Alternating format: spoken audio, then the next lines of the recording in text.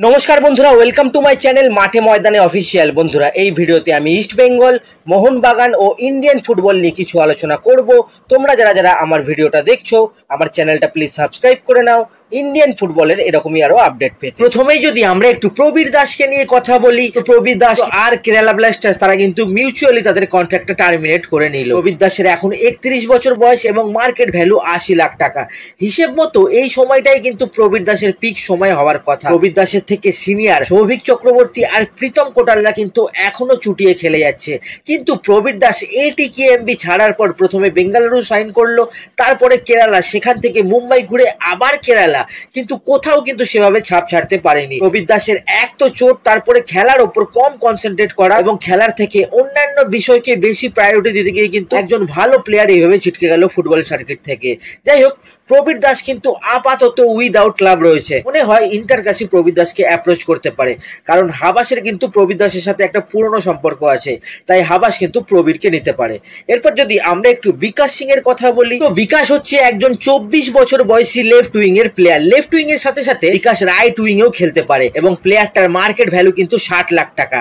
এই বিকাশের কথা আপনাদের মনে থাকবে, মোহামেডান যেবার আই লিগ জিতলো সেবার এই বিকাশের কিন্তু প্রচুর অবদান ছিল।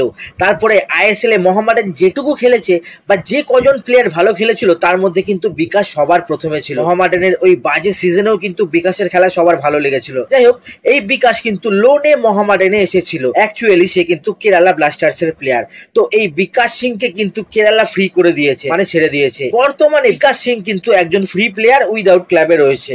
এক সময় এই প্লেয়ারটাকে নেওয়ার জন্য মারামারি লেগেছিল, আর বর্তমানে এখন কোনো ক্লাব নেই প্লেয়ারটার কাছে। তো যাদের উইং এ প্রবলেম আছে তারা কিন্তু এই প্লেয়ারটাকে খুব সহজেই সাইন করে নিতে পারবে, কোনো ট্রান্সফার ফিও দিতে হবে না, আর স্যালারিও কম প্লেয়ারটার। এবার আমরা যদি দেখি তো ইস্ট বেঙ্গলের রাইট উইং এ কিন্তু একটা জায়গা ফাঁকা আছে, একটা রাইট উইঙ্গার ইস্ট বেঙ্গলে লাগবে। তো ইস্ট বেঙ্গল যদি চায় তো এই একটা ভালো প্লেয়ারকে তারা সাইন করাতে পারে, কিন্তু কথা হচ্ছে ইস্ট বেঙ্গল কি সেটা চাইবে? আপাতত কিন্তু কোনো কথাবার্তা প্লেয়ারটার সাথে বা প্লেয়ারটার এজেন্টের সাথে কিন্তু কেউই বলেনি, কোনো ক্লাবের সাথে কোনো রকম কথাবার্তা চলছে না প্লেয়ারটার, এই হচ্ছে ব্যাপার। যাই হোক, এরপরে বলি ইস্ট বেঙ্গল কিন্তু একটা কাজ করেছে।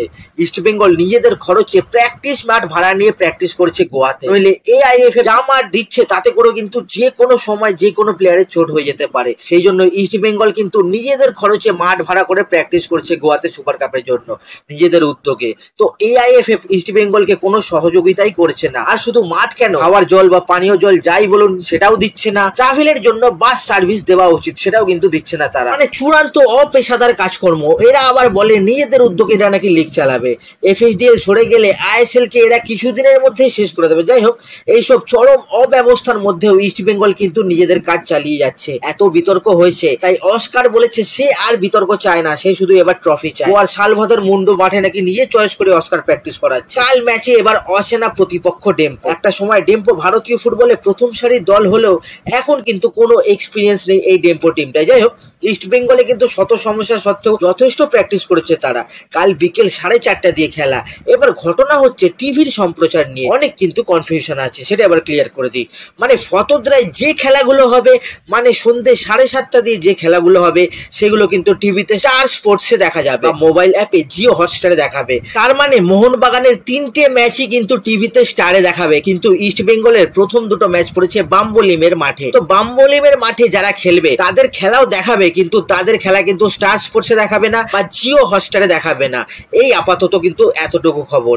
এরপরে চাপ পড়লে হয়তো চেঞ্জ হতে পারে, কিন্তু ইস্ট বেঙ্গলের ফার্স্ট দুটো ম্যাচ কিন্তু অন্য কোনো লাইভ স্ট্রিমিং অ্যাপের মাধ্যমে কিন্তু দেখানো হবে, এরকম একটা কথা কিন্তু হচ্ছে। সেটা এআইএফএফ এর ইউটিউব চ্যানেল হতে পারে, এসএসিএন অ্যাপ হতে পারে, কিংবা ফ্যান কোড অ্যাপের মাধ্যমে কিন্তু দেখানো হতে পারে, বা অন্য কিছুও হতে পারে। এখনো কিন্তু ফাইনাল কিছুই হয়নি যতক্ষণ আমি এই ভিডিওটা বানাচ্ছি ততক্ষণ পর্যন্ত। তো ইস্ট বেঙ্গলের খেলাগুলো হয়তো আমরা জিও হটস্টারে বা স্টার স্পোর্টসে হয়তো দেখতে পারবো না। এবার কোন অনলাইন স্ট্রিমার এই খেলাগুলো দেখাবে সেটা কিন্তু আমরা আজকে পোস্টের মাধ্যমে বা কালকে ভিডিওতে বলে দেবো। তো আজকের ভিডিওতে এতটুকুই, দেখা হচ্ছে আবার পরের ভিডিওতে। নমস্কার।